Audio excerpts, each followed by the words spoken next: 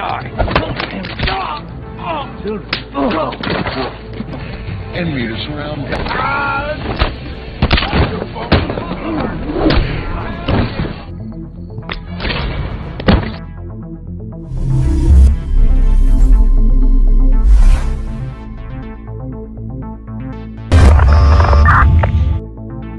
Halo teman-teman, apa kabar? Semoga kalian semua selalu sehat dan menjalani hari yang menyenangkan. Pada video kali ini saya akan menceritakan sebuah alur film action yang dijamin sangat seru dan menegangkan. Apalagi film ini dibintangi oleh aktor legend Steven Seagal. Karena seperti yang kita tahu, film-film yang dibintangi oleh beliau selalu memicu adrenalin kita yang menontonnya. Baiklah, seperti biasa saya tidak suka bertele-tele. Sebaiknya langsung saja kita mulai alur cerita selengkapnya.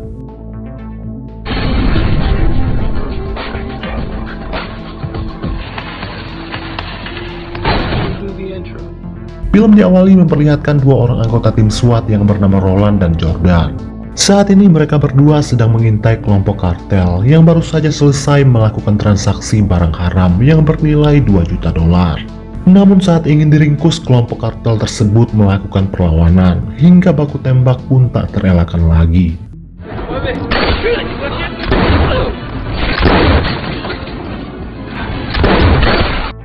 Beruntung dengan sigap, Roland dan Jordan berhasil menghabisi mereka semua.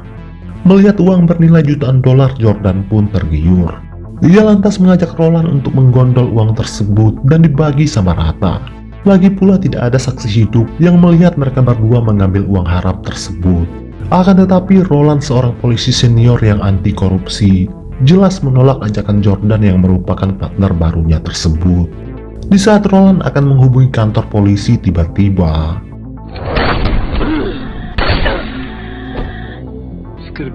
setelah itu Jordan membuat skenario seolah-olah Roland tewas dalam misi. Kemudian Jordan mengamankan uang tersebut, dan setelah itu ia langsung menghubungi polisi bantuan. Namun tanpa ia sadari, Roland ternyata masih bernafas. Singkat cerita, pasukan polisi bantuan pun tiba. Sesuai rencana, di depan ketua polisi, Jordan pun mengarang cerita terkait misi yang berujung kacau hingga menewaskan partnernya, yaitu Roland. Namun ketua polisi berkata kalau Roland belum mati. Ia masih bernapas dan sekarang sedang dilarikan ke rumah sakit. Mendengar hal itu, jelas Jordan pun panik, karena Roland merupakan saksi mata yang melihat dirinya mencuri uang tersebut.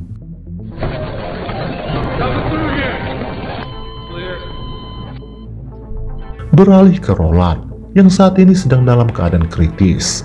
Beruntung ia mendapatkan bantuan tepat waktu hingga pada akhirnya ia lolos dari kematian. Di keesokan harinya, Jordan mendatangi rumah sakit, tentunya untuk menghabisi Roland sebelum ia melapor ke polisi. Beruntung saat ini suster sedang berada di ruangan Roland, hingga Jordan terpaksa menunda aksi jahatnya tersebut. Akan tetapi Roland menyadari kemunculan Jordan.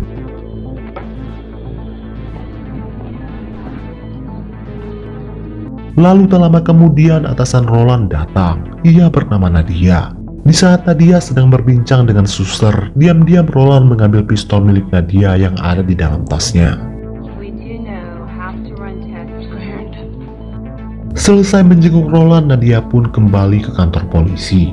Namun saat ingin meninggalkan rumah sakit, Nadia menyadari kalau pistolnya telah hilang. Dia mengira kalau pistol tersebut pasti jatuh di ruangan Roland. Tak lama setelah Nadia pergi, Jordan pun masuk ke dalam ruangan Roland yang sedang berpura-pura tidur. Dan saat Jordan bersiap-siap akan menghabisi Roland, tiba-tiba Nadia yang baru sampai menyaksikan Roland menembak mati Jordan. Seminggu pun berlalu. Kini keadaan Roland sudah mulai membaik, dan dia sudah diperbolehkan pulang ke rumahnya. Hari itu Nadia datang berkunjung. Tujuan Nadia datang ternyata membawa kabar kurang menyenangkan untuk Roland, di mana pihak kepolisian sepakat bahwa Roland harus pensiun dari profesinya.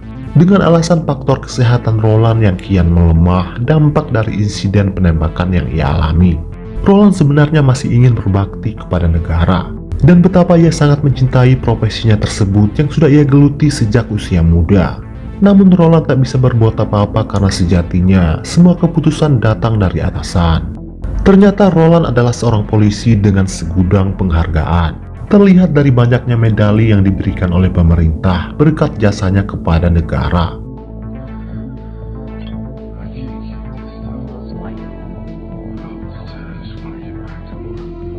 Baru saja sebulan pensiun dari pekerjaannya, Roland sudah merasakan kebosanan yang begitu mendalam karena ia sudah terbiasa dengan pekerjaan yang memicu adrenalin. Tetapi kini ia malah dipaksa berdiam diri. Apalagi sekarang Roland sudah tidak punya siapa-siapa lagi sejak anak dan istrinya tewas akibat sebuah insiden kecelakaan di jalan raya.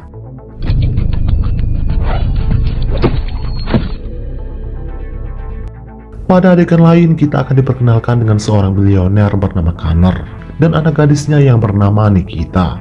Saat ini mereka berdua sedang menonton pertarungan tinju, di mana salah satu petinju yang sedang berlaga merupakan pacar Nikita yang bernama Mason.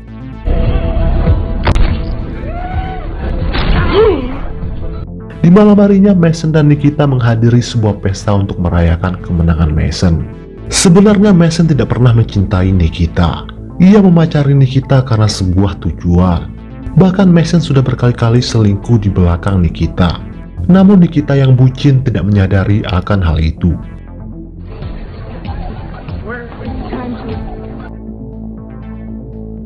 Selesai berpesta, Mason lantas membawa Nikita pulang ke apartemennya. Namun saat di tempat parkir, mereka berdua dikerumuni oleh puluhan paparazzi yang ingin mengambil foto Mason. Merasa terganggu dengan hal itu, Mason lantas turun dari mobil dan berniat ingin menyerang mereka semua. Lalu tiba-tiba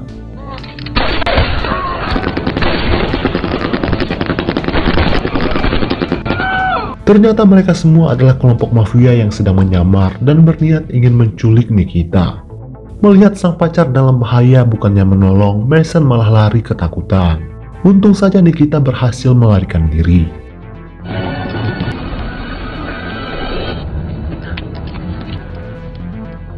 Di keesokan harinya, Roland dihubungi oleh Connor dan mengajaknya bertemu untuk membahas sesuatu yang penting terkait dengan keselamatan putrinya. Ternyata Connor merupakan sahabat lama Roland yang saat ini tinggal di sebuah kota kecil.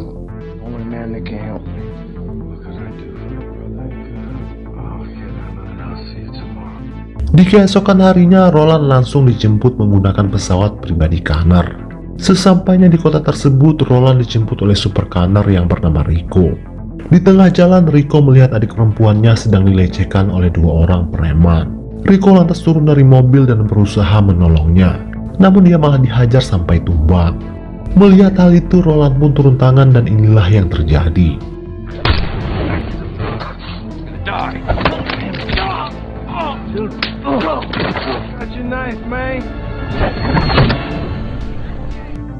Singkat cerita, Roland pun akhirnya sampai di kediaman Connor dan bertemu langsung dengan sahabat lamanya tersebut. Di sini Connor menyambut kedatangan Roland dengan sangat hangat. Seakan tak ingin membuang waktu, Roland pun langsung bertanya, sebenarnya apa tujuan Connor menyuruhnya datang. Lalu Connor menceritakan terkait putrinya yang hampir saja menjadi korban penculikan. Connor curiga kalau pelakunya merupakan pesaing bisnisnya, karena diketahui Connor merupakan pengusaha minyak. Dan Connor bermaksud akan mempekerjakan Roland menjadi bodyguard Nikita. Connor yang berteman dekat dan tahu seperti apa kehebatan Roland, ia sangat yakin kalau ia adalah orang yang tepat untuk menjaga keselamatan putrinya tersebut. Roland yang sudah lama menganggur tanpa berpikir dua kali langsung menerima tawaran tersebut.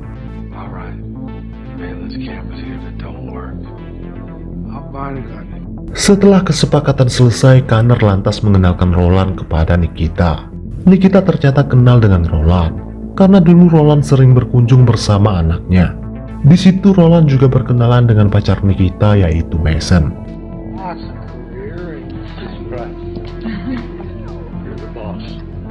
Singkat cerita, Roland pun mulai bekerja, mempersiapkan berbagai senjata hingga memasang CCTV di setiap sudut rumah Connor. Setelah itu, Roland memberikan sebuah kalung kepada Nikita. Roland berpesan agar Nikita memakai kalung tersebut kemanapun ia pergi. Ternyata kalung tersebut terdapat sebuah alat pelacak.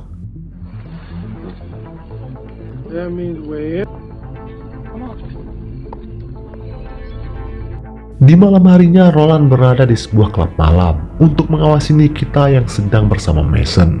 Di sana juga ada bos Mason yang bernama Jason Cross, yang ternyata merupakan seorang ketua mafia. Entah kenapa Roland seakan memiliki firasat kuat bahwa Jason Cross dan Mason adalah orang yang berbahaya. Tanpa sepengetahuan Nikita, diam-diam Mason memakai barang haram di sebuah ruangan rahasia sambil bermantap-mantap dengan seorang wanita.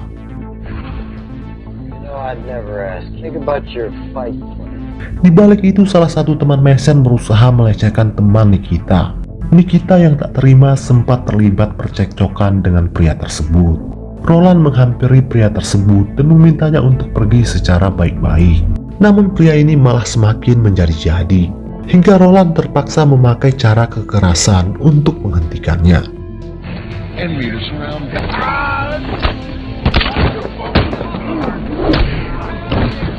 Setelah itu Mason langsung membawa Nikita pergi dari sana.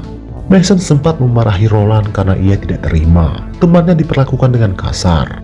Namun di sini Nikita malah membela Roland.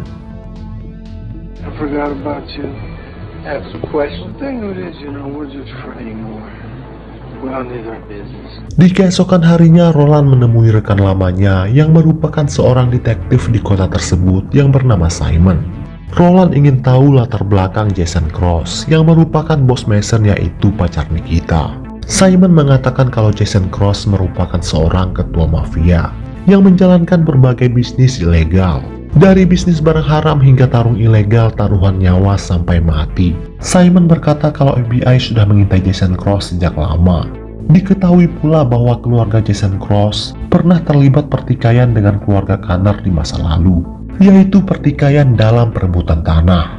Di sini Simon mengajak Roland bekerja sama, yaitu saling membantu satu sama lain. Roland membantu temannya yaitu Connor, sedangkan Simon menangkap Jason Cross.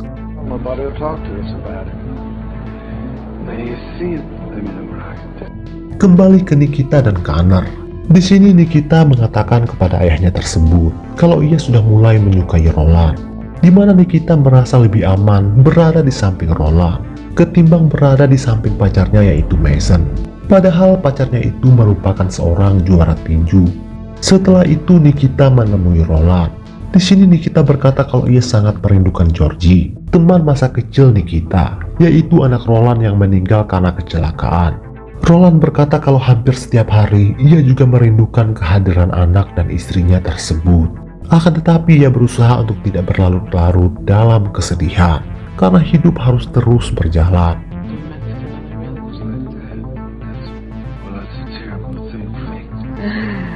Di malam harinya, Roland dan Rico kembali mengawasi Nikita di sebuah klub malam. Namun kali ini ia datang tanpa Mason. Karena keasikan minum tanpa sadar, Nikita sudah mulai mabuk, bahkan sampai muntah. Di sini Nikita mengatakan kepada Roland kalau ia tidak pernah sebahagia dan sebebas ini ketika tidak sedang bersama Mason. Tampaknya Nikita sudah mulai jatuh cinta dengan ayah teman masa kecilnya tersebut.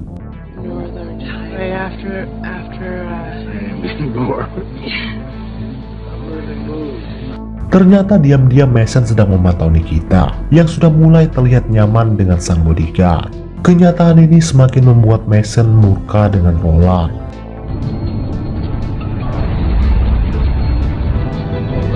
Di keesokan harinya, Roland lantas mengikuti Mason yang sedang melakukan pertemuan dengan anak buah Jason Cross.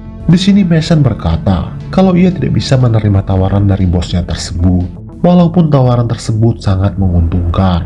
Mendengar hal itu, mereka berdua langsung mengancam akan memotong jari Mason jika Mason berani menolak tawaran ataupun perintah dari Jason Cross. Hingga dengan terpaksa Mason pun setuju. Ternyata tawaran yang dimaksud adalah Mason dipaksa menculik Nikita untuk diserahkan kepada Jason Cross. Karena kemungkinan besar hanya Mason yang bisa membuat Nikita menjauh dari bodyguardnya yaitu Roland.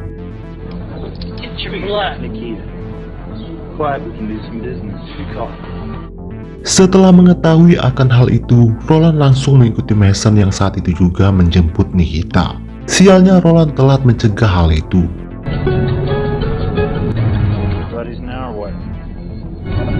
Di tengah perjalanan, mobil Mason dihadang oleh anak buah Jason Cross. Mereka semua sempat terlibat baku tembak dengan Roland.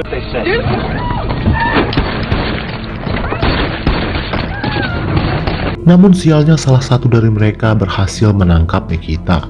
Sebenarnya Roland sudah hampir bisa menyelamatkan Nikita, namun terhalang oleh pasukan polisi yang datang dan mencegat Roland.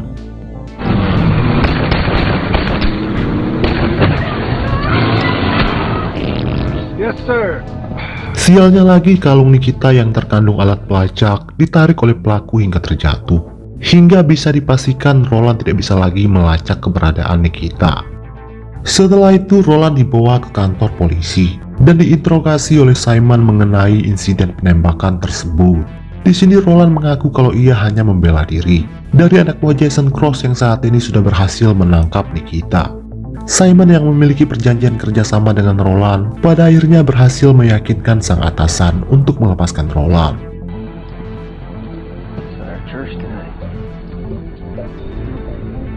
Beralih ke Jason Cross. Saat ini ia menghubungi Connor untuk meminta uang tebusan senilai $5 juta dan sejumlah berlian, serta 10 hektar tanah milik Connor yang diketahui terkandung minyak dan uranium.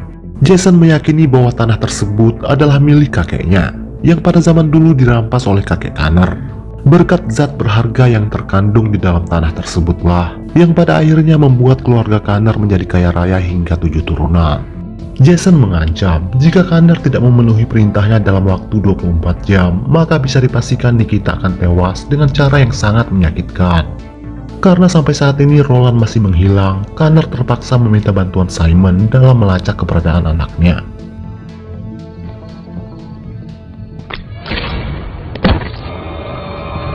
Di balik itu ternyata Roland telah bergerak dengan mendatangi kediaman Mason.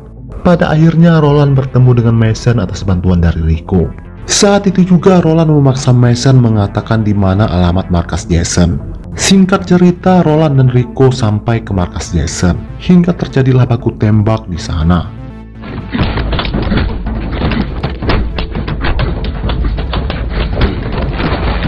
Namun sialnya Jason dan anak buahnya yang lain berhasil kabur bersama dengan Mason. Kemudian Jason mengarah ke markas rahasianya. Karena di sanalah Nikita disekap. Dari sini Nikita baru sadar bahwa ternyata selama ini Mason mendekatinya hanya untuk uang.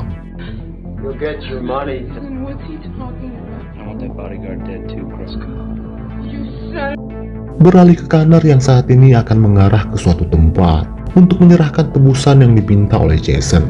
Diam-diam Roland dan Rico mengikuti mobil Connor. Rico turut membawa serta pasukan preman bersenjatanya. Pada saat yang sama, Jason juga mengarah ke tempat yang sudah dijanjikan, sembari membawa tawanan yaitu Nikita. Di balik itu, pasukan polisi yang dipimpin oleh Simon juga bergerak menuju ke lokasi yang sama. Singkat cerita, akhirnya Connor dan Jason bertemu. Pertemuan itu dipantau langsung oleh Roland dari jarak yang tidak begitu jauh. Di saat Connor dan Jason akan melakukan pertukaran, di saat itulah Roland mulai bertindak, membantai satu persatu sniper Jason yang berjaga di kawasan tersebut.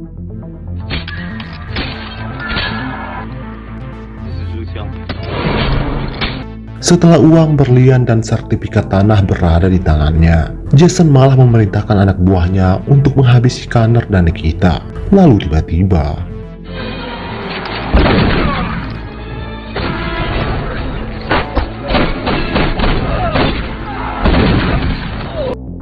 sebagian besar anak buah Jason tewas dalam baku tembak tersebut.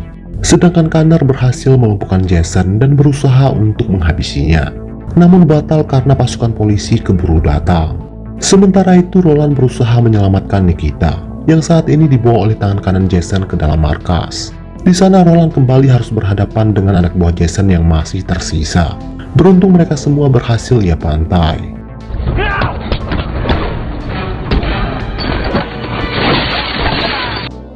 Dan pada akhirnya Nikita berhasil diselamatkan. Sementara Connor dan Mason diringkus oleh polisi. Dan pada akhirnya film pun selesai.